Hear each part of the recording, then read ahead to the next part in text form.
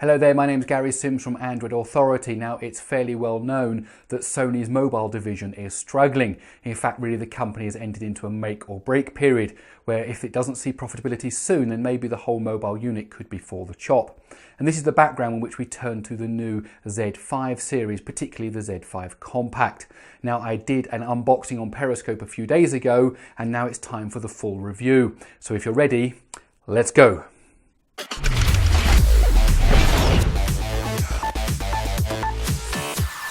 Now, before we get into the review, I want to say one thing. I did drop this phone while I was videoing it. It was up on a shelf.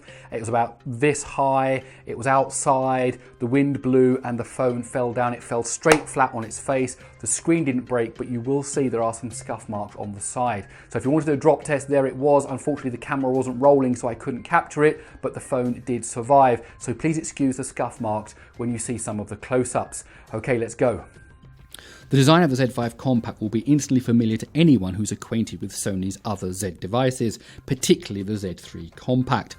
Now, as you can guess from the Compact name, this is a smaller version of the Z5 Premium and the standard Z5. However, it does use exactly the same design language as its bigger siblings, including the signature button layout from Sony, which includes that dedicated camera button and a large power button in the middle of the right-hand side bezel. However, a downside of Sony's layout is that the volume rocker is towards the bottom right-hand side, and it really is hard to reach regardless of which hand you are using to hold the phone. Now, going around the device, you'll find the 3.5mm headphone jack along the top. On the bottom, you'll find the USB port along with a microphone hole, and there's also a microphone hole up towards the top. On the right-hand side, you'll find that signature button layout, as I've already mentioned, and on the left-hand side, you'll find a flap which protects the SIM card and the SD card. And funny enough, it also has a strange piece of roll-out plastic which contains the CE and FCC information on it. On the front, you'll find the 4.6-inch display, which has a resolution of 720p, which gives us a pixel density of around 323. On the back of the phone, you'll find the 23-megapixel camera and a flash and a couple of Sony logos. One thing is sure, although the phone has been updated, particularly the power button has been changed to incorporate the fingerprint reader, the Z5 Compact remains quintessentially a Sony device. So let's talk about the display. Now, since this is the compact version, as I've already mentioned, it has a 4.6-inch display with a 720p resolution.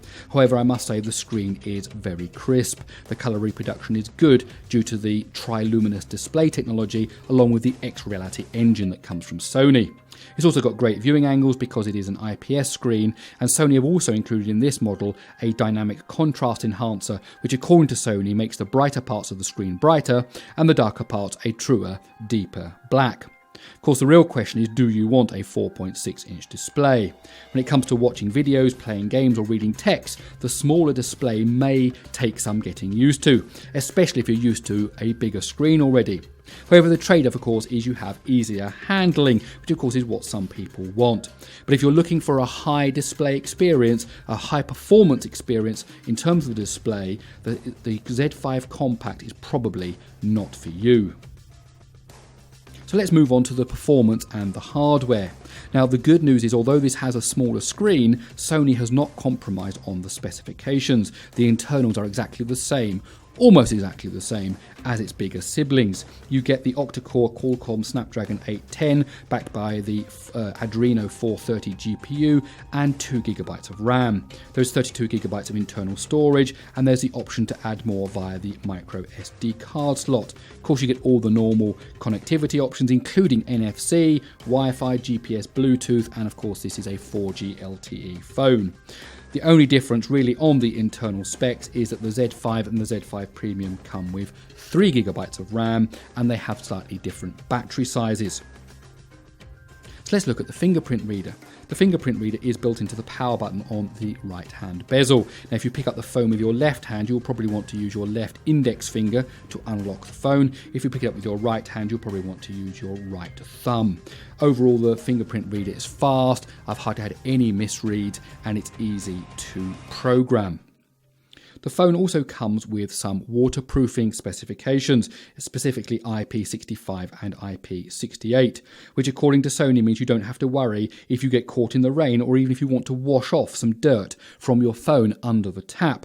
However, Sony does recommend that you don't put the device completely underwater, that you don't expose it to seawater, and that you don't pour hot drinks on it. As for sound, the Z5 Compact features dual front-facing speakers that mean the sound is unobstructed when you're placing the phone on a flat surface, and it always means that the sound is projected upwards and outwards from the phone. Now, these speakers can get pretty loud, considering this is a 4.6-inch display. However, at the higher volumes, the sound does lose some depth and it can sound a bit tinny, a bit squeaky.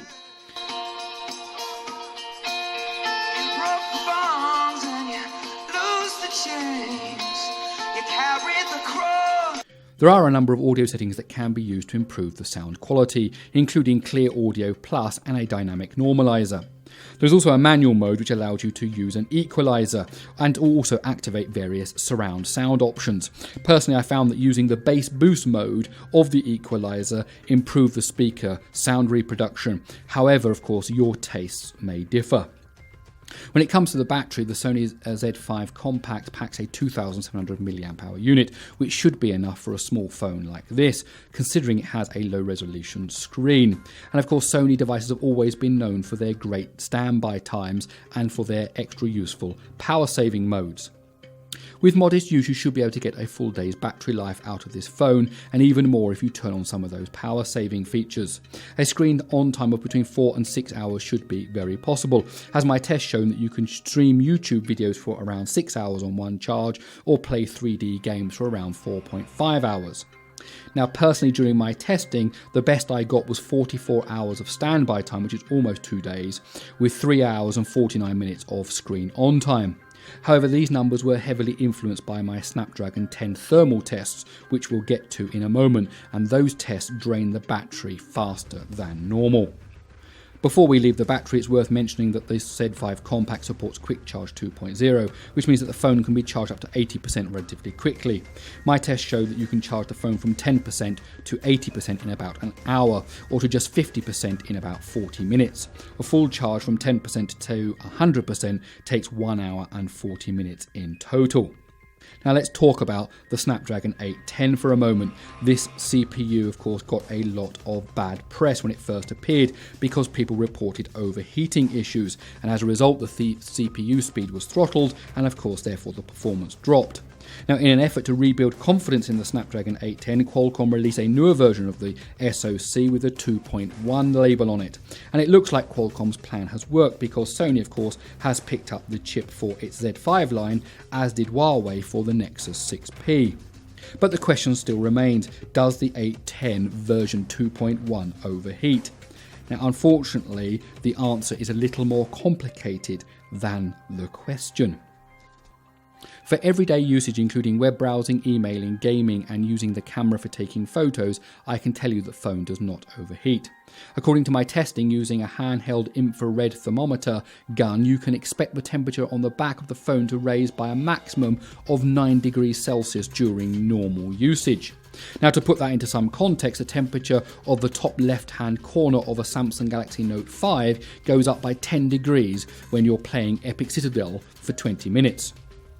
However, this isn't the whole answer. When you are recording 4K video, the device does become very hot. In fact, Sony knows it. When you enter into the 4K mode, you are greeted by a nice dialogue which warns you. If the device temperature rises, the app may close during use.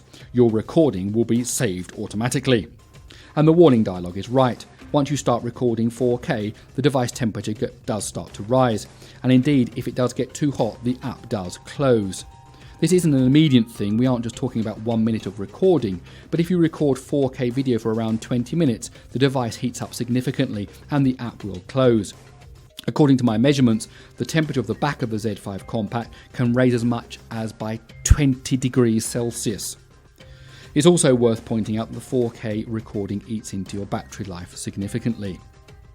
This excessive heating unfortunately isn't just limited to 4K video. If you record in HD video, the Z5 Compact also heats up, by not quite as much, but still by a significant 17 degrees centigrade. In terms of general performance, the Snapdragon 810 is an absolutely excellent processor. The UI is always fast and responsive, games play well, normal productivity apps run well. You never feel that you're wishing you had a better processor in the phone. In fact, for 3D games, Epic Citadel scored a rate of 58.5 frames per second in ultra high quality mode, which is an absolutely excellent score. And in terms of Antutu, the maximum I saw was 62,130. Now it's interesting, having run the 4K video test, which heated up the device a little bit, the Antutu score then dropped to 50,955, which is about 80% of what the maximum score is. So let's move on to the camera.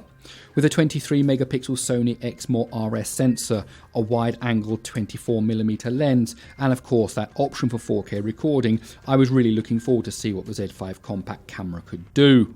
However, I must confess that I am a little disappointed. Part of my disappointment may be because my expectations were too high. This is a Sony device. Sony makes great digital cameras. Sony sells its mobile sensors to lots of other smartphone makers. This has a 23 megapixel sensor and so on. Basically, I was expecting great things. All I can say is that the camera on the Z5 did not meet my expectations. Now that doesn't mean it's a bad camera. In fact, it's quite a good camera, but I wouldn't say it's the best. Now, I'm going to show you a few pictures here that I've taken using the Z5 to show you what I mean. If you want to see a full collection of photos that I've taken both in 23 megapixel mode and in 8 megapixel mode using super sampling, please check out the review that is on the Android Authority website. As you can see, in good daylight the camera works well, and there is little to choose between the 23 megapixel mode and the 8 megapixel mode. However, some pictures are dull and washed out, and in low light situations the camera tries very hard to produce a good shot. However, the noise levels can be very high, even for simple indoor shots with lots of internal lighting. Now the camera in the Z5 Compact is the same as the camera in the bigger Z5. Now for a deeper comparison, you should also check out our camera shootout between the Z5, the LG G4, the Galaxy Note 5 and the iPhone 6s, which you will find on the Android Authority website.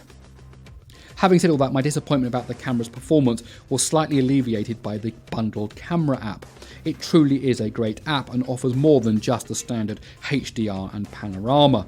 Along with a full manual mode, there's lots of additional modes, including an AR mode, which can superimpose computer-generated scenes like dinosaurs and fish onto your photos or videos. There's an AR mask mode to mask your face with different computer-generated masks. A time shift mode, which records at a high frame rate and applies slow motion effects. And a multi-camera mode, which allows you to record the same scene from multiple camera angles.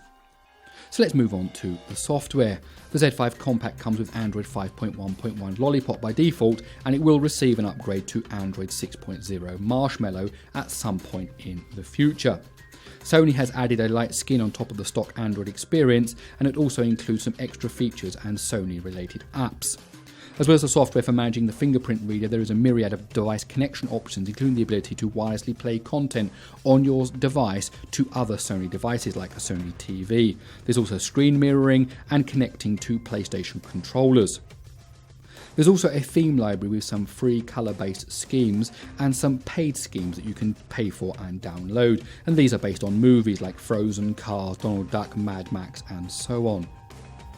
Under the power management section in the settings, there are several different power saving modes available, including stamina mode, ultra stamina mode and low power mode. There's also an estimate shown of how much battery life you've got left. Now with just 40% left, the estimation showed that the phone would stay on standby for an extra 3 days, which is quite impressive. In terms of extra apps, Sony has included LifeLog for tracking calories, steps and sleep, Movie Creator, which makes movies from your photos in a similar way to Google Photos, Track ID, Sony's music recognition app, Wise Pilot turn-by-turn navigation software, and of course some dedicated PlayStation apps including PSN, PlayStation and PS Video. One final thing worth mentioning on the software side is the inclusion of some small apps. When you tap on the Recent Apps button, there is a small toolbar with a selection of small apps like a calculator and timer. And if you tap on the little up arrow, you'll be given other apps including a mini browser, Gmail and the music app. So what about the price? The Z5 Compact is available in the UK from a variety of carriers and outlets and costs around £429 without a contract. In Europe, you can buy it off contract directly from Sony for €599. There is no news yet of when the Z5 series will officially reach the USA, however you can find it on Amazon.com. At the time of writing, I found one seller who was selling it for $580, however the average seemed to be around $700. And so there we have it, the Z5 Compact. Now, if you were going to buy this phone, the decision really comes down to whether you want a phone that's smaller than 5 inches or not. If you are looking for a sub 5-inch display, then this could be the very phone for you. You've got flagship specifications, you've got the IP certification, and you've got all the extra apps from Sony. However, don't forget it only has a 720p display, the camera isn't as good as the hype will lead you to believe, and if you record 4K video, the device is going to overheat. Well, my name's Gary Sims from Android Authority. I hope you enjoyed this video. If you did, please do give it a thumbs up. Also, please tell me what you think about the Sony Z5 Compact. In fact, all of Sony Z5 series, what you think about Sony phones in general. Please use the comments below to tell me all about that. Also up here, you're going to see some links for subscribing to Android Authority's YouTube channel and also some links for social media for both me and for Android Authority. And as for me, I'm going to see you in my next video.